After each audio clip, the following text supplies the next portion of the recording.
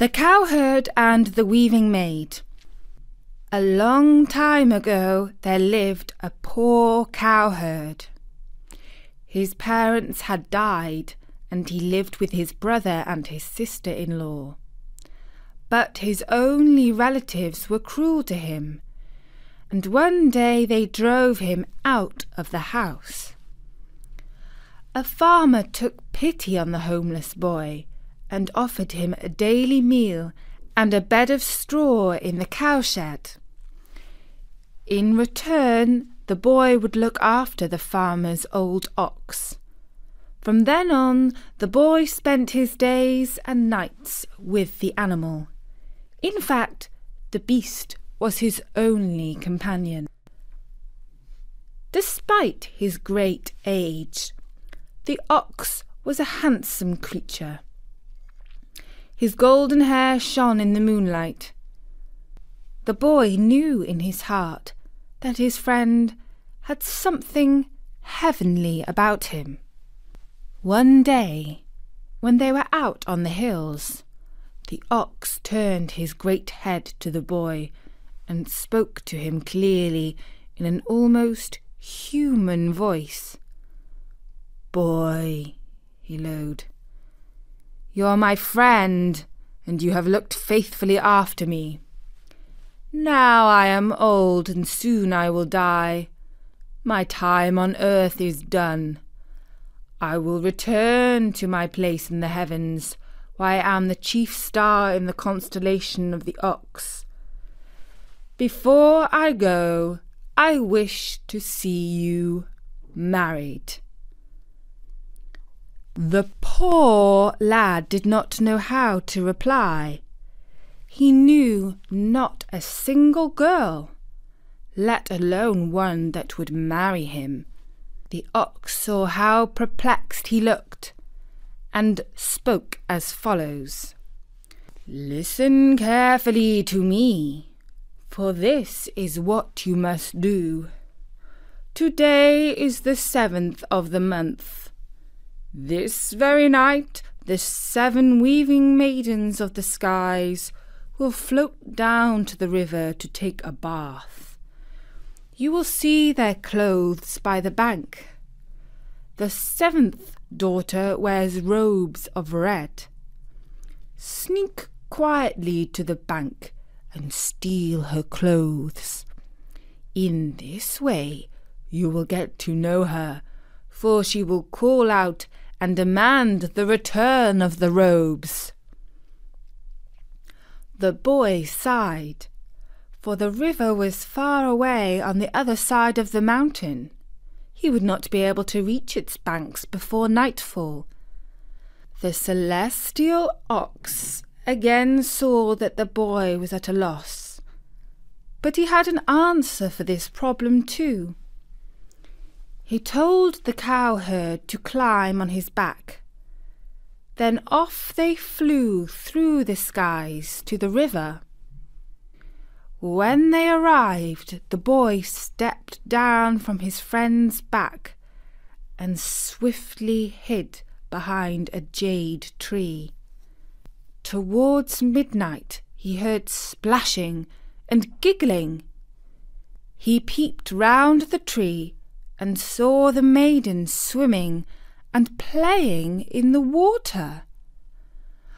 While they were having fun, he crawled stealthily forward and pinched the red robe of the 7th daughter of the skies. When the weaving maidens had finished washing and frolicking, they came out onto the bank. But where were the red robes of the 7th daughter of the skies? They knew right away that somebody must have stolen them. The girl without clothes hid behind a bush to cover her modesty. Her sisters called, "Come out, whoever you are! It is not wise to play pranks on the immortals. Our father is the Jade Emperor and the ruler of all heavens. He knows how to punish naughty human folk." The boy saw the funny side of the situation and felt bold. He stepped forward, holding the red robes before his eyes. He called out, "Lovely maiden, seventh daughter of the skies, promise to be my wife, and I will return these clothes to you." It was such a cheeky proposal that the weaving maidens could not help but laugh. The seventh daughter, who was hiding behind the bush, was furious. But in a way, she was impressed too by this brazen boy. She had to admit he was not bad looking for a human, and there was something about him. Her eldest sister said, "Listen to the lad. You are not able to fly away without your robes. If you do not agree to his demand, we must leave you here. Throw the robes over here, and I will think about it," said the maiden from behind the bush. The boy threw the robes. "Now will you marry me?" he demanded. "I will let you know," she replied. Her sisters gasped and giggled.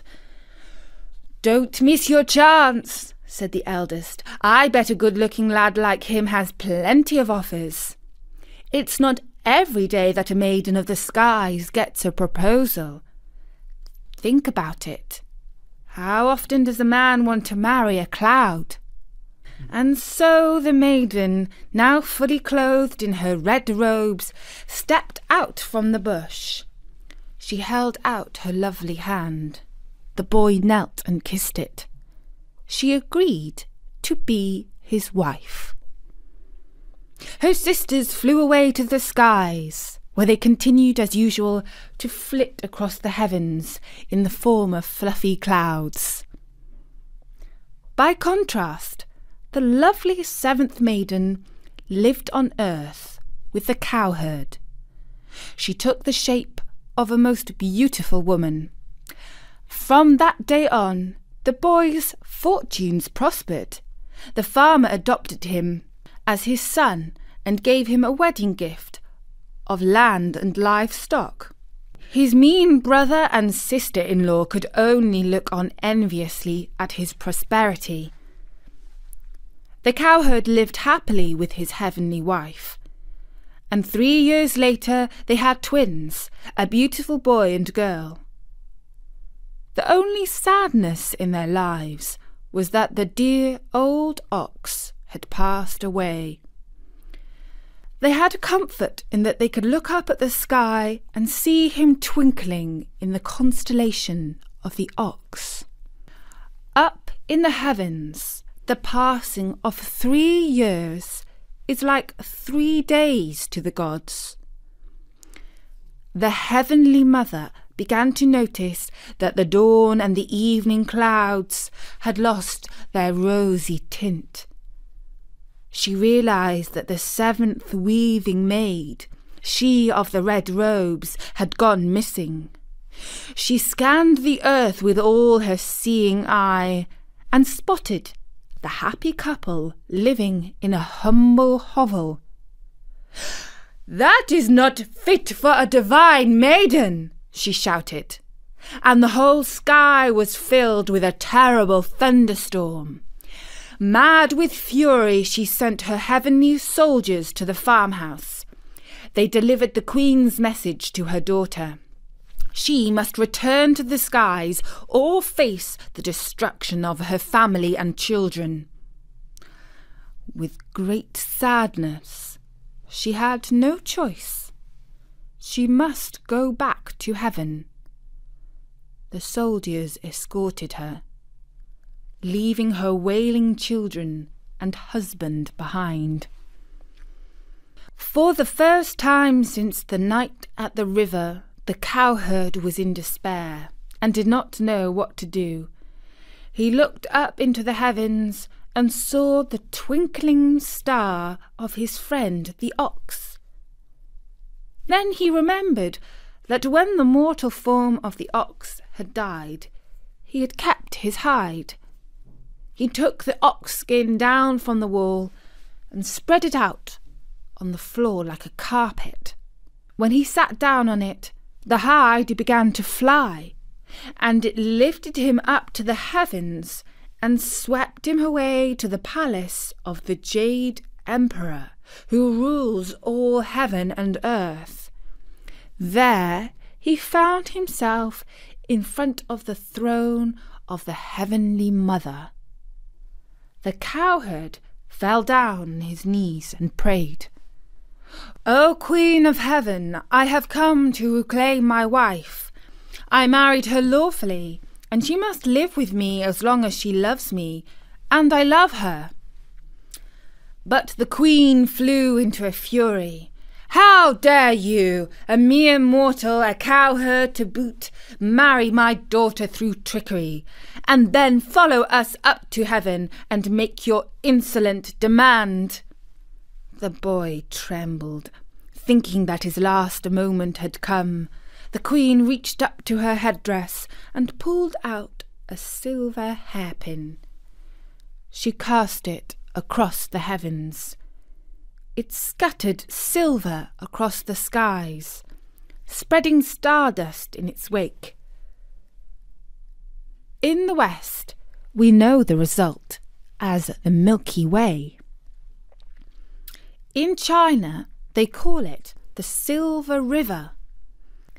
And now the cowherd and the seventh weaving maid stand on either side of the river and gaze all year long at each other.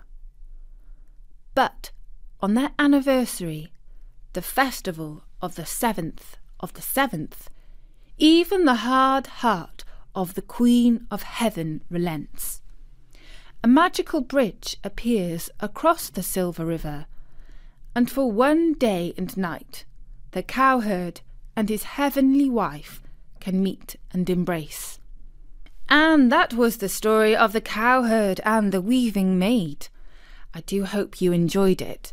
Bertie says that some of his favourite stories on Storynory can be found in the section called World Fairy Tales. There you will find some of our most spiritual and romantic stories, such as The First Strawberries, which is a touching and romantic tale from North America. You can also enjoy some of my favourites, such as The Samurai and the Tea Master, The Old Man and the Figs, The Blind Man's Daughter, and The Desolate Island.